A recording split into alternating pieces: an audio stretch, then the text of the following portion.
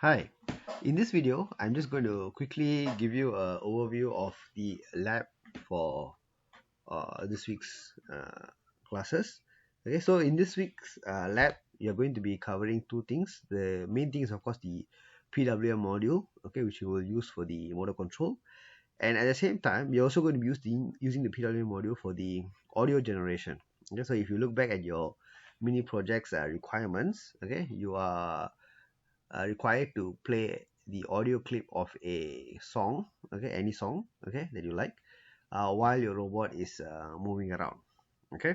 um, so what I've done is I've actually given you the full source code, okay, for the PWM module. And what you need to do, if you look at the questions, is to actually uh, sort of figure out why these values have been written, okay, with what they have been currently configured with, and how they're actually playing a part in generating the PWM signal. Okay, so this code is actually a fully functional code, except that this mod value is still not updated, so that's the only thing that is still missing.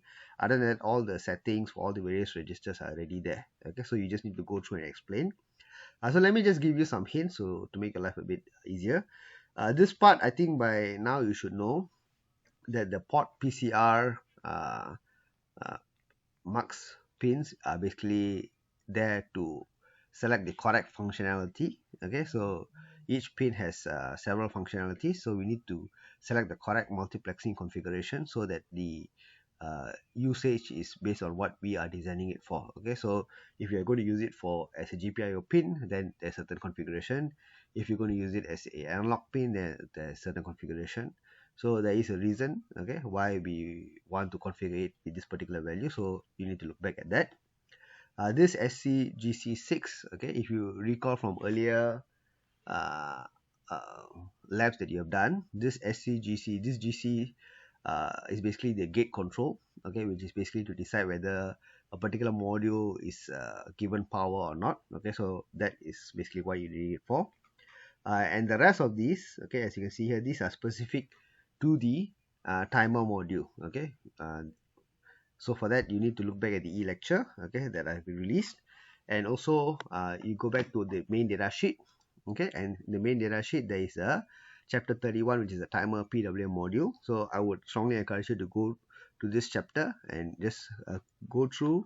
You don't need to read every single details of this, okay, but at least, okay, go through the main idea, okay. And of course all the register definitions are here, okay. So if you want to look at the status and control register, okay, what does CMOD do, what does this PS do, and so on. Okay, so all the details are actually in the data sheet itself. So I would strongly recommend that you go through the data sheet, okay, to understand how we or how we are actually using all these various registers, and why I'm putting all these values inside here. Okay, so so these are all the timer related configuration. Okay, so look back at the e-lecture and look back at the slides. Sorry, the PDF document of the uh, data sheet. Okay, so these questions are there to guide you, okay, to help you with understanding. And then what we want you to do is part two is the audio. Okay, for this audio, I've given you a set of frequencies here. Of course, these are not all the frequencies. For example, the C sharp and so on, all these the black keys basically are not covered here. These are all those are white keys, okay, in your keyboard or your piano layout. Okay, and this is also one particular octave. You can of course extend this to higher octaves or even the full multiple octaves if you want. Okay, and what we want is for you to just be able to generate some frequency, some notes, okay, that you can actually hear on the buzzer. Okay, and once you are able to do that, I think then you are more or less ready to start playing around to generate your own music, okay, depending on whatever note or whatever tune that you want. Okay, and I think the thing that is of course missing here is, like I said, we don't have the luxury of oscilloscopes. Okay, so our makers has, I'm trying to add a few more to the makers. Okay, so if you can, okay, after you're done with your code, do try to drop by the makers lab, okay, to see whether the oscilloscope is free and you can try to capture the signal or view the signal. Okay, again, this is optional, okay, but it's good to do it. Okay, same thing over here for the audio part. Okay, once you're done with the coding, okay, you can always drop by, make use of the scope to check your signals. Okay, and that basically wraps up the lab. Okay, so once you're able to generate the audio signals as well as generate the PWM signals, okay, I think you're more or less good. Okay, so for the part one, even if you're not able to capture the signals, okay, no problem, as long as you understand what is the code doing and everything. I think that's important.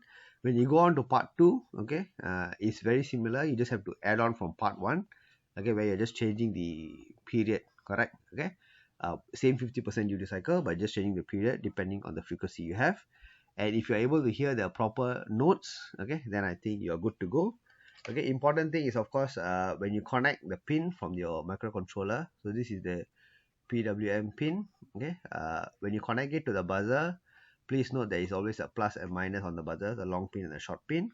And it's good to go through a resistor. Okay, so you don't overdrive the buzzer. If you don't use the resistor, of course the buzzer can be very loud, but you may reduce the lifespan.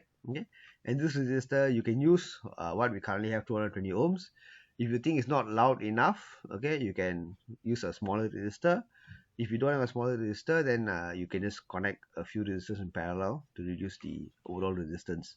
Okay, so that will help you to sort of see or hear the audio tone a bit more clearly. Okay, so I hope this gives you some heads up on the lab, okay, that you're going to be doing for this week. Okay, so thank you. If anything, always feel free to contact me, okay, and seek any clarifications. Okay, thank you.